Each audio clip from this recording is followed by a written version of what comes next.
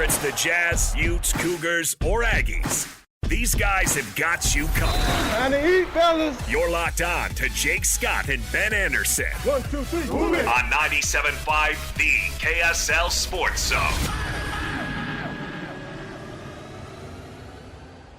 Jake and Ben, 97.5, the KSL Sports Zone. Join Hans and Scotty live today from noon to 3 at Bar W Beef, the new state-of-the-art retail butcher shop, supporting Utah farmers and ethical farming practices, all at supermarket prices. That's Bar W Beef, only in Nephi. Real quick, Ben, we're giving Christian advice on his traffic persona when he has to do traffic updates, and we were talking about just screaming it. And how that could be quite lucrative for Christian. Well, I'll tell you what, sure is for our guy screaming, hey! Yeah, right. He got paid. A 5-year, $100 million contract from the Mouse? I mean, I will never. Apparently, screaming at people is totally lucrative. I will never criticize a media member for getting money. Good for them, I guess. People should recognize how insane $20 million is for a media member. But man, it's crazy to me that they let all of this talent go at ESPN and just it funneled all to the top. It's Zach Lowe was a really good NBA reporter. Really a high level, insightful, smart, easy to listen to, added a lot to their NBA talk. And they're like, nah, what if we give his entire salary to pay a tenth, of what Stephen A makes now? Because I'm sure Zach Lowe made a lot. I'm sure he did quite well, but there's no, all of it had to go to Stephen A. It's crazy to me. Well, I mean, not to get lost in a different conversation, but why is it crazy? Have you ever worked for a company? I know you have, I think. No, maybe not. Have you ever worked for a company that's being sold? No. Yeah, it's something. And the people that get cut or that suffer or whatever, it's not the top people. Yeah. Right. No, I get it. No, it's not. And then the Mouse is trying to spin off ESPN. That's been no secret for years. And it matters. All the things that annoy you that matter in business, all are under a magnifying glass. Stephen A. Smith makes money. Yeah, he does. Zach Lowe did not. He did not. Right, exactly right. He had a very good podcast. Basketball dorks liked it. 99% of people on the street could not tell you who Zach Lowe is. And 40% probably can tell you who Stephen A. Smith is. You know what makes me laugh, though? So he did a book tour, but he's been doing interviews to promote his podcast. Going on Fox News. Yeah, all over the place. But can you imagine doing an in-person interview with Stephen A. Smith when he goes into yelling? It's one thing if you're a TV host and you're screaming about the Raiders or something. But when you're asked a serious question, like, Ben, what do you do after work? Oh, well, I go to the grocery store to pick up stuff for my kids. And he starts screaming. Yeah. You imagine it in an interview scenario, whoever's interviewing him has to just be looking at him like, who on earth are you screaming at? Yeah. Who are you screaming at right now? I'm the only one here, and I just asked you what you did. And I don't even think you're screaming negative necessarily. You're just delivering your point, but you're screaming at me right now. Why is that? Yeah. But again, that makes you money, Christian. People will tune in and they'll go, why is this guy screaming the traffic report at me right now? But ratings would be way up. You would win every quarter hour. That nobody would tune away. You would be absolutely in the next radio thing. Yeah. You would be screaming traffic. You just got to have some guts.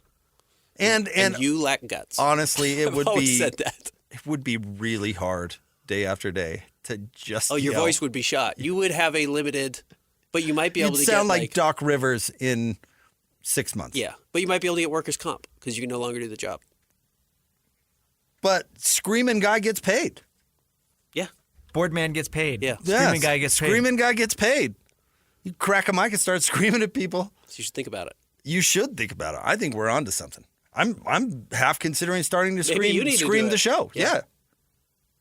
That'd be a lot of screaming. It's hard on your voice. It would be hard on you. Yeah, it would. Yeah, I could listen. I don't care. You could get screamed at all day. You fine. could be the Max Kellerman of this particular scenario. Yeah, exactly right. I sat there for 10 years and just got screamed at on TV. But I had a job. Yeah, and to my knowledge, he doesn't now. You're right. What's your skill in life? Oh, man, I can get screamed at all day. Should we give away some tickets? Let's do it. Okay, in order to win these tickets, though, you have to scream hello at Christian when he answers the phone. Yeah. Caller you have to 12. both be the 12th caller and also scream at Christian. 801-575-ZONE, caller number 12. You're going to get a pair of tickets to go see the Utah Hockey Club take on Toronto on Monday at Delta Center. Caller number 12 right now, 801-575-ZONE. And yes, you have to scream at Christian to get the tickets. Like a librarian wins. They're just Or somebody sitting somewhere quiet. Yeah. Some kid in class. Like has us in his ear. Hey, Christian, did I win? Oh, I want to go to the game. And you should. This is a good team. Utah Hockey Club. Again, we'll talk to Cole Bagley coming up in about 20 minutes, and I'm excited to hear what he thinks about the trade deadline. But before that, one of the big talking points, and we have talked to our friend Kristen Peak about this at BYU, was the interest in BYU is, yes, NIL money. It certainly helps. But also that they are running it like a pro program. If you're bringing in Alex Jensen, and I mean pro program, I mean like an NBA team. They run some NBA sets, and they kind of approach it more that way. Do you think that's a successful pathway for Alex Jensen? Because here's what I've been surprised by, how well BYU's players have picked up some of the NBA stuff that they do, which is kind of a lot of pin downs and threes that are coming off of hard angles and shooting off movement, which is not super – it's not impossible to do in college basketball, but not as many teams try it because you have to be a really good shooter. But it was crazy watching the Iowa State game. By running this stuff that not everyone runs in college basketball, BYU had 4 and 5 feet of open space to get shots off. Now, they've got really good players, but they also had wide open shot after wide open shot because they run stuff that is closer to the NBA, and it's harder to do, but he's having success with it. So do you think you try and run Utah more like a pro program, or do you think that's unique to what BYU has done? Me? No, I don't do that. I think that is probably what they're going to try. But no, I don't. If I'm Alex, I dial into 1993 Rick Majerus. Okay. I mean, if you really want to channel Majerus, I mean, like slow, almost to a painful crawl, bone-crushing defense, crazy ball movement to get open shots. I think. Yeah. If I were trying to win at Utah, that's what I would do. But no, I think they will try and go with the pro thing. But I think they'll run up against the obstacle that they're never going to have better players than the best teams in the league. That's true. They're never going to have better players than Kansas. Right. They're never going to have better players than Baylor. Yep. I mean, Houston's got to go now, so maybe they're the example you point to and say, but they're a system team. Yeah, I mean, they're really good, but they are a system team. They're more like that 95 Majerus team than they are like, I don't know, Calipari's Memphis team or whatever. You know what I mean? So, I don't know. I don't think they're going to have better players than, West Virginia historically has had really good players. Texas Tech is spending crazy amounts of money apparently on college sports. I don't think Utah's ever going to have better players. Like Kyle Whittingham didn't win Pac-12 titles because he had better players than USC. Does that make sense? Yeah, absolutely. Of course. And I don't think they're ever going to have better players than Kansas. BYU is not comparable. People who want to compare Utah to BYU and vice versa should stop because it's not comparable. What BYU is doing in basketball is not possible at Utah, and I don't think ever will be. I think that's fair. I'm looking at... Unless President Nelson starts pulling his weight for his club and starts pouring tithing money into the program. I would have to look at where all the kids on the Houston roster are from. I suspect there's a healthy dose of Texas kids that are on their roster. I can look. Give me a second.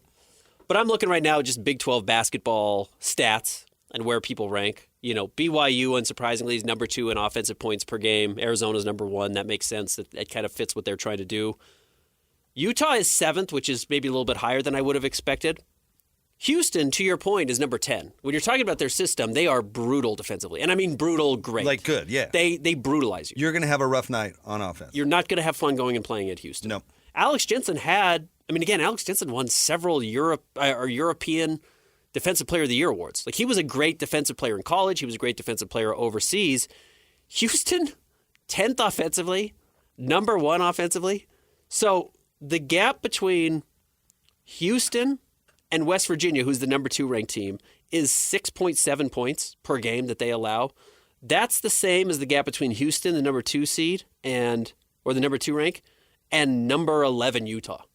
1 to 2 is the same as 2 to 11. That's how much better they are defensively. Maybe that's what you do. Yeah. Maybe you just try and dial in and say, it's going to be hell to come and play at altitude against Utah. And you know what I'm going to do? Go get ready for offensive-powered BYU, and then come play brutal Utah and see if you could adjust to one. And we're going to catch teams off guard because you wanted to get into a track meet on one side, and we're going to grind the game to an absolute stop, and it's going to be horrible, and you're going to hate playing here, and maybe they're never the most talented team. That's what I do, honestly. But you have a couple of offensive players, you have one great shooter, and you try and win that way. You have a big guy like you were talking about yesterday. But again, he knows how to win with defensive big guys. Right. He's had defensive big guys in his career, so maybe you do that. Maybe that's the approach you take. Houston only has 3 players from Texas. Okay, so they go all over. I mean, Utah's not going to get a bunch of kids from Utah either. You know, there'll be a couple of guys that Alex Jensen's able to find, I'm sure, at our local high schools. I actually think where you're located means less and less in college sports overall, but especially college basketball. Certainly college basketball. These guys are going to play at like 3 different universities throughout their career. They're not going to care. That's true. I don't think location and convenience and unfortunately family being able to watch you play, I think that's becoming less and less of a thing. Because, like, where do I end up? I may start here at Houston, but I'm going to end up in Maine playing not JC ball, but NAIA ball. But anyway, back to the point, Ben. No, I don't do what BYU's doing. And I will be actually really curious to see where, I love asking coaches about their influences, right? Like guitar players. Yeah. Jimi Hendrix is like, I got a little B.B. King in there, and they'll tell you who their, inspirations were, influences, or what have you. Coaches obviously are the same way. So does he play up more Rick Majerus? What does he take from Quinn Snyder? You talked about developing bigs. Which Quinn's a great offensive coach. That's what is interesting. What does he take from Jason Kidd? Jason Kidd's a great defensive coach. Right.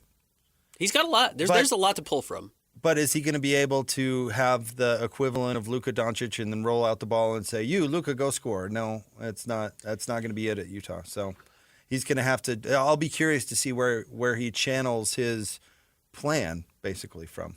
Maybe the answer is super simple, and you can just tell me if I'm being an idiot. But maybe it's just as much as we talked to Chris Jones earlier today, and I asked what do you need, and how does he win, and how do you build a good program.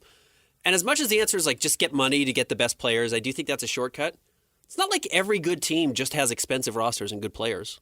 It helps. How much do we think Utah State's roster costs? And I know they've hit a bit of a speed bump lately, but it's a really good basketball team. Yep. They're not a $5 million roster, I can't imagine. No, that's why I thought they should take a look at Randy Bennett. What's his budget? So St. Mary's, That's the other thing. It's like, as much as that's the easy conversation, you've got to have all these players and you've got to fix this and you've got to go and recruit these guys. You can win without just superstar players. But you can't, you know what? You can't say that at Utah, though.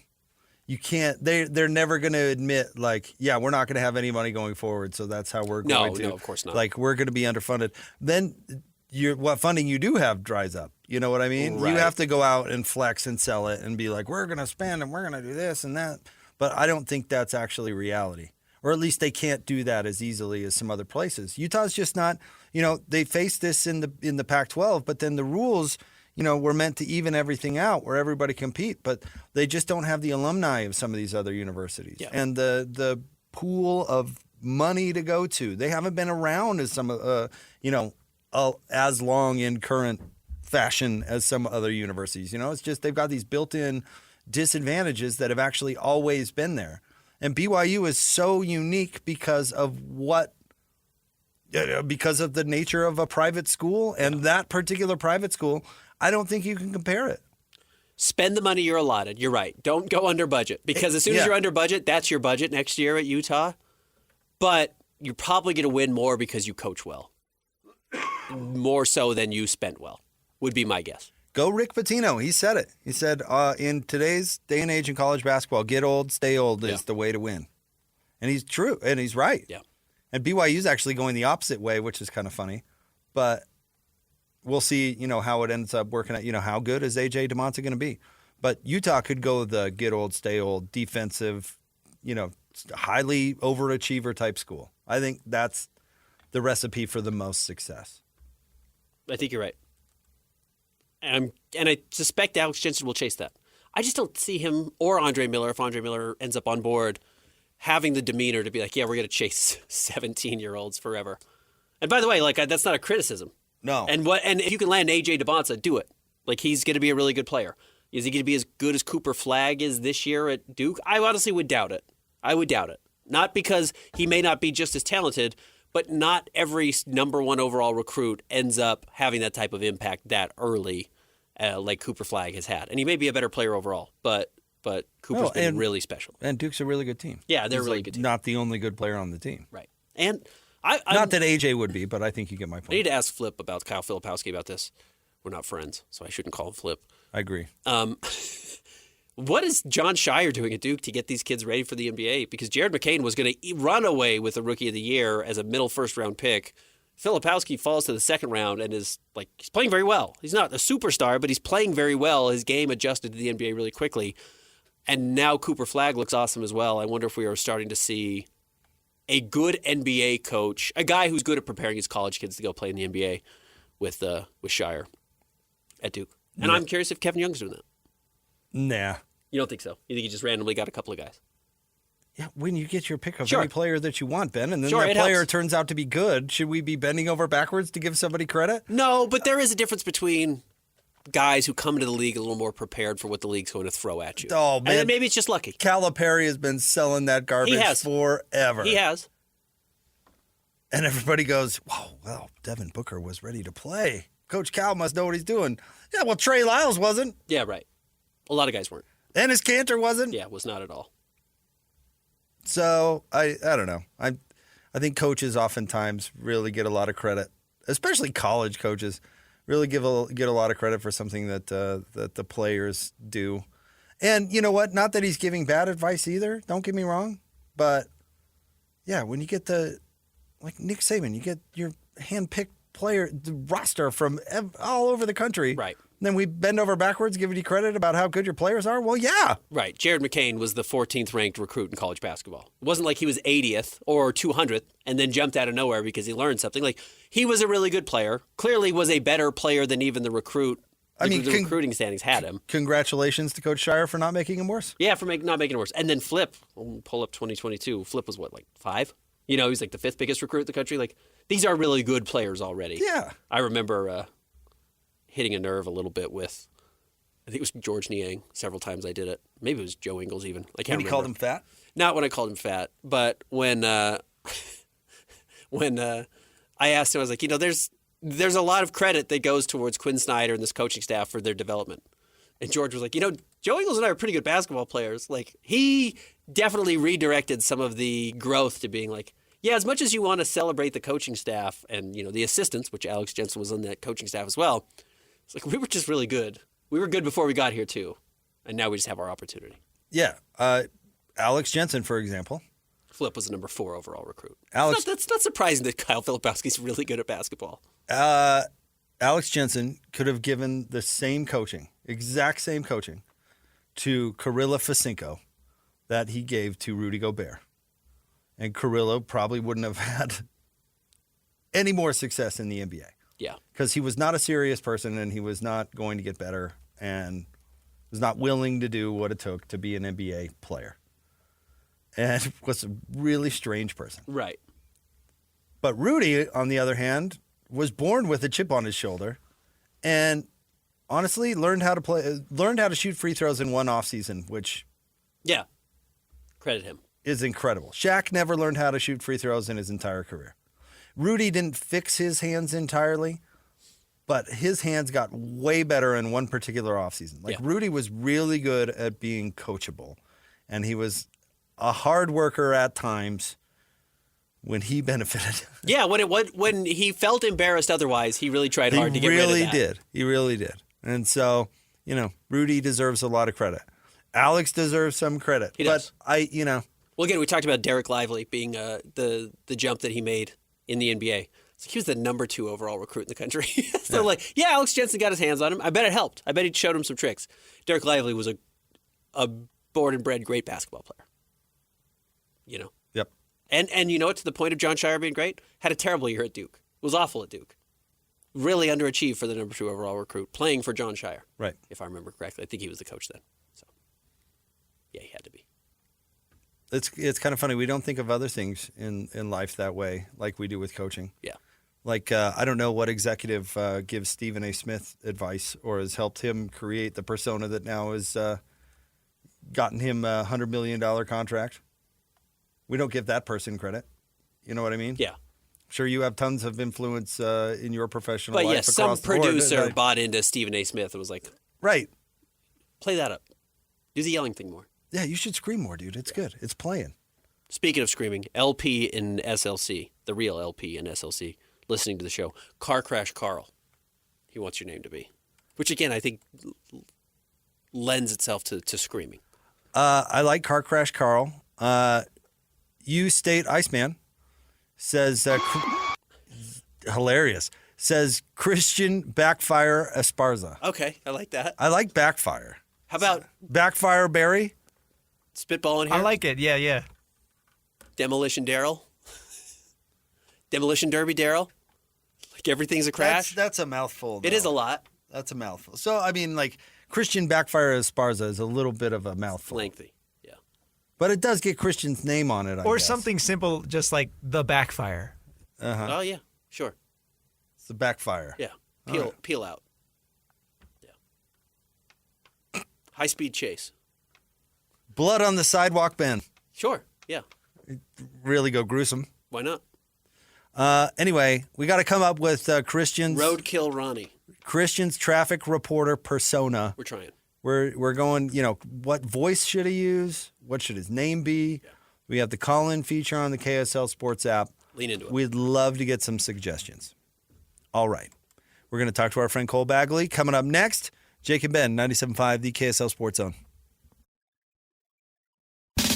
This is DJ and PK. It's time to talk basketball with David Locke, radio voice of the Utah Jazz. I'm worried that they're going to win too many games down the stretch to get themselves I agree. lowered. A terrible conversation to be had, but PK speaks the truth, baby. If you look at John Collins, Walker, Kessler, and Lowry marking on the floor together, I think they're +6, +7 for 100 possessions. Right. PK is not lying to you people. He never has. Let me talk to the people about Patrick Kinahan. He might have said things you don't like. He might have confronted truths you don't want to confront, but this man is authentic to his core. He is bringing you the honesty that you need from all people in your life. Find people and surround yourself with people like Patrick Kinahan who speak the truth to you, who do not just become yes men. Do not do that. Have Patrick Kinahans in your life. Catch DJ and PK mornings from 6 to 10 on 97.5, the KSL Sports Zone. Who's got it better than us? Your home for the best sports coverage in Utah. You're listening to Jake Scott and Ben Anderson on 97.5, the KSL Sports Zone. It's time to talk a little Utah Hockey Club. Our next guest's appearance on the show is brought to you, as always, by our friends at Hercules First Federal Credit Union, growing stronger together. He covers the Utah Hockey Club for KSLSports.com, and he jumps on with us on Fridays. He's our buddy Cole Bagley. What's going on, Cole? Oh, just everything you can think of with the trade deadline just a few hours away. But, it's been a busy week, so just trying to get to the finish line. Let's start with last night's game. They had a nice long break. They came back. I thought they looked pretty rusty in the first period. Detroit seemed to be dominating the game, and Utah's defense was on their heels. And then they just turned it around and really figured it out, which was not the story through the first half of the season. Are you seeing that type of growth from this team? Yes, I think a lot of it has to do with the guys playing on the back end having some more veteran talent. Finally joining the roster. With Sean Dursey coming back and John Marino, and as well, Mata and Sergachev holding it down back there. And then, Utah is also getting some really, big contributions from some of the other players who struggled early on in the season. Barrett Hayton has really turned into a problem for, opposing defenses and goaltenders. He had an assist last night, and, he was able to create a turnover and, feed the puck to on a play that eventually ended up on Dylan Gunther's stick, and he put it in the back of the net. So, Barrett Hayton is really making an impact for this team, and Lawson Krause as well. He's a guy that struggled for most of the season, but, ever since he was scratched about a month ago, he's really turned it around. I think the message was received, and, he's playing the game that he was, well known for in Arizona, which is, physical, relentless, and, really dangerous around the net. So there has definitely been growth, and a lot of it has to do with, several specific players turning things around and, getting back to the way that they play hockey. So, Cole, are we going to see any fireworks with the Utah Hockey Club in the next couple hours? I don't think so. Based on, some of the things I've been hearing and the conversations that I've had with members of the front office, they're happy with the way that this team is constructed right now.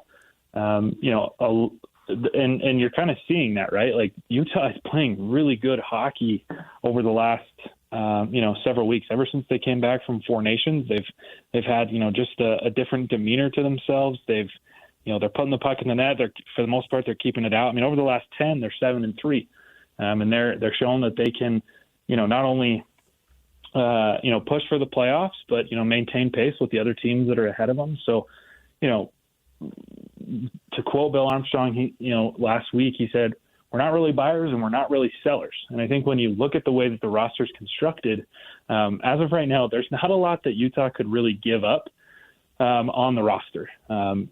There's a lot of guys that are off limits, and then the guys that could be trade pieces. They extended a few of them. With Ian Cole and Alexander Kerfoot, they extended those guys, and then guys like Bukestad and Michelli, those are tough pieces to trade right now, just based on their production. So, first of all, they don't really have a whole lot to trade on their roster. And then when you look at their prospects and, draft assets, those are things that they, want to continue to hang on to. There's no reason as well, when you look at, kind of their situation right now, to really try and do anything. Based on, reports that I've seen and whatnot, I would much more anticipate Utah taking a swing in the offseason with the amount of money that they have to spend, the cap space, increasing, and, the opportunity to still maintain your assets. There's no reason to go and try and trade for somebody and give up several, first, second, or third round picks in addition to, some of the prospects you have. You don't want to trade TJ Ginla. You don't want to trade Kobo Dwan or Simashev or Bode or Rabel. Like, the situation that Utah's in doesn't call for them to really do anything. So, there's a couple hours left, barring something crazy where somebody gets on the phone and makes Utah offer they can't, say no to. I don't expect Utah to do much. Karel Vejmelka gets 5 years, a little over, $5 million a year, right around that range. Can you give us a sense of, how that compares to some of the other goalies in the NHL, and then not just financially, but where has he been? Is he a top 15 goalie right now this season? Is he top 20? Is he better than that? He's a top 10 goaltender right now. He's in several of the key statistical areas, save percentage and goals against. He's top.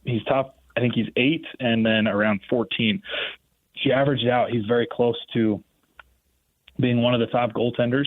And he's giving Utah a chance to win hockey games every single night. Even last night when he gives up 2 goals early, he shuts out Detroit through the next 40 minutes and puts Utah in a situation to win that game. Without Karel Vejmelka between the pipes, I don't know that Utah figures it out. I mean, they were outshot 40-19, I believe. There's not a lot of hockey teams that are going to win games when they're outshot by nearly double, actually more than double. So, he's playing phenomenal hockey. To give you some perspective on,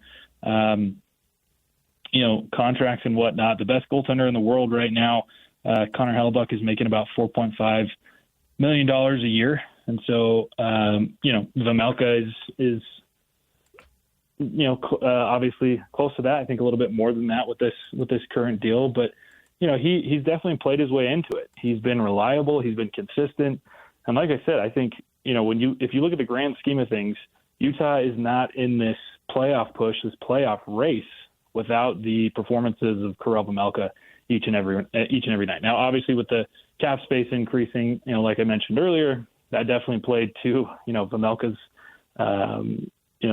side. And yeah, I don't love the fact that it's 5 years. I think maybe 3 or 4 would have been a little bit better, just based on his age. He is 28, almost 29. So by the time this contract expires, he's going to be up there at 33, 34.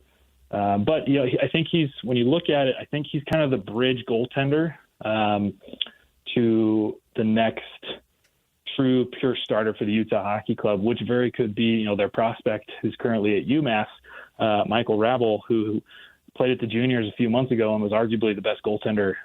He played for Czech, and he was absolutely fantastic. So when I look at this deal, I see a goalie that Utah believes can really help them continue to emerge from this rebuild. That can give them opportunities to win every night. That can give them chances to make the playoffs, and is definitely a bridge to, who they really are, I think, going to invest in, a few years down the road. So given that this is the week of extensions and the new ownership is obviously, sending signals that they're investing in the club and the players, and that hasn't been the case with this franchise previously. So I'm curious about the vibe around the team, particularly the guys that moved up here from Phoenix, with instead of the trade deadline being about, are they going to cost cut, and even if you play well, they're going to move you because they don't want to pay you, and that kind of environment is probably a little bit different than, hey, guys are getting extensions, guys are getting taken care of. So I'm curious, what's the vibe around the team? It's really good. It's really positive. I've spoken with tons of different players, Clayton Keller, Logan Cooley, Dylan Gunther, Ian Cole, Karel Vejmelka. I mean, just about everybody on the team has had nothing but good things to say. They feel just so cared for by not just, the front office, but, the community, the state of Utah, Ryan Smith. The things that this organization has done has been a night and day difference from, what was going on down in Arizona. It's no slight to the fan base in Arizona. It's much more to the ownership. They just did not put forth the effort to take care of their players, to, create a sense of loyalty, to create a sense of camaraderie. Last night, Vejmelka, after, they won the game, he said that this organization is like a second family. And I think that speaks volumes to everything that Utah is doing in the front office. And, like I mentioned earlier, this is a team, this is a roster that they're investing in because of the potential. They don't have any bad contracts. They're very young. They're one of the 5th youngest teams in the National Hockey League. Their veterans are young, right? When you look at Sergachev and Keller and Schmaltz, those guys are all under the age of, I believe, 28, 29. Keller's 26, Sergachev's 26. And then you look at the amount of youth on this team and how good those players are. Logan Cooley and Dylan Gunther, Barrett Hayden's really starting to come along, and as well their prospects. They've got about 4 or 5 legitimate prospects who I think are going to be on the roster within the next 2 or 3 seasons. And so, yeah, they're investing in it because they're set up for the future. This is a team that is set up to win, set up to contend and compete. And so, they're doing everything they can to maintain it. They're in a good place. Whether or not they make the playoffs, it doesn't really matter this season, but they're definitely investing in the future, and guys are responding. The big trade that has happened in the last hour and kind of came out last night was Mikko Rantanen traded from Carolina to Dallas. He gets an 8-year extension today. I know that was one of the big names that's going to hit free agency, and I think every team that had money was hoping to be able to sign him, including the Utah Hockey Club. At least that had kind of been rumored. What type of a move is that? And do you think this Western Conference has gotten better at the trade deadline? Yeah, the Central Division has gotten better at the trade deadline. Colorado Avalanche, made a rental deal last night, for a very good player, who was a part of Team USA and the New York Islanders. And you know, in my opinion, they probably overpaid for him, but they were able to improve themselves this year and try and compete for a cup. You know, obviously that player is Brock Nelson. You know, he's a talented forward. He's got about 50 points this season, and you know, just bolsters a very offensive minded and centered team with the Avalanche. And then, Mikko Rantanen, it's a big move. You know, he's about the caliber of player that I think Clayton Keller is. They're different skill sets, but both those guys currently have 70 points. They're tied for 10th in the National Hockey League in terms of point production this season. So, yeah, it's sizable. Dallas is a dangerous team. Dallas is a very good team. You know, they're currently second in the Central Division. You know, right now with 84 points, they've won 41 games, and you know, they generally don't lose at home. So not only did the Western Conference get tougher, but you know, the division that Utah finds themselves in got incredibly tough. You know, Winnipeg made some moves this morning as well. So, and a lot of that has to do with the fact that a lot of these teams in the West and in the Central Division, they're reaching that stage, that period where they need to win Stanley Cups. You know, the clock is ticking. Dallas needs to figure it out. Winnipeg needs to figure it out. Colorado needs to figure it out. You know, these are teams that are in a win now mentality. So that's why we're seeing these moves. And Utah was, you know, certainly interested in Rantanen, but you know, just again, it would not be worth you know, giving up the prospects and the assets that they have to try and go get him. But Dallas felt that it was, and again, it's just two teams in different situations. So it'll be interesting to see, you know, how that shapes out. And it's tough. Utah has a lot of work to do, but you know, they're set up well for the future. Cole, thank you very much. We appreciate it, and we'll keep an eye on KSLSports.com for all your stuff on the trade deadline. Thanks, buddy. All right, thank you. Thanks, Cole. Cole Bagley. 6th easiest schedule remaining in hockey for the Clubbies. So, we'll see. Unfortunately, St. Louis, who they're trying to leap, has the easiest schedule remaining. 20 games left. All right, stay tuned. We'll have more coming up next. Jake and Ben, 97.5, the KSL Sports Zone. Ladies and gentlemen, may I present... This is JJ and Alex. BYU beating Iowa State. I want to say I'm sorry because I just didn't believe it was going to happen. It's the biggest win for BYU in the Big 12. Iowa State, if the tournament was seeded today, would be on the 2 line. They showed they could beat a team that's at that level. They can go head-to-head with that team. Not only go head-to-head with them, but they can lead them by 21 points in their building. You're not going to have to play a team on the 2 seed in the tournament in their building. Right. And you came away victorious even after blowing that 21-point lead. BYU passed the toughness test. If you watch that game, you saw how physical the top teams in the Big 12 are, but BYU turned the ball over 29 times. It wasn't perfect. They found a way to survive in a game like that by playing tough. Catch JJ and Alex afternoons from 3 to 6. Presented by G2G Bars on 97.5, the KSL Sports Zone. The sports you love, the teams you can't live without. Get a sense of urgency! This is Jake Scott and Ben Anderson on 97.5, the KSL Sports Zone. Two niggas on the airways, talking sports. They got him made Jake's and also loves his tie-dye. Ben's got style with his scarf. Oh my.